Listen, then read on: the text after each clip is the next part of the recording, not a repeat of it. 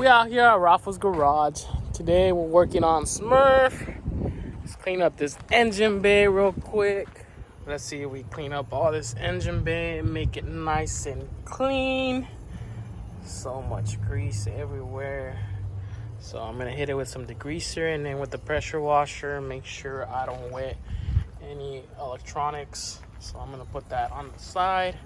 So yeah.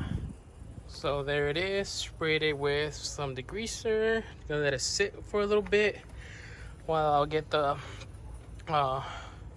pressure washer. That way I could get some of these junk out of here. So it's already looking good and clean.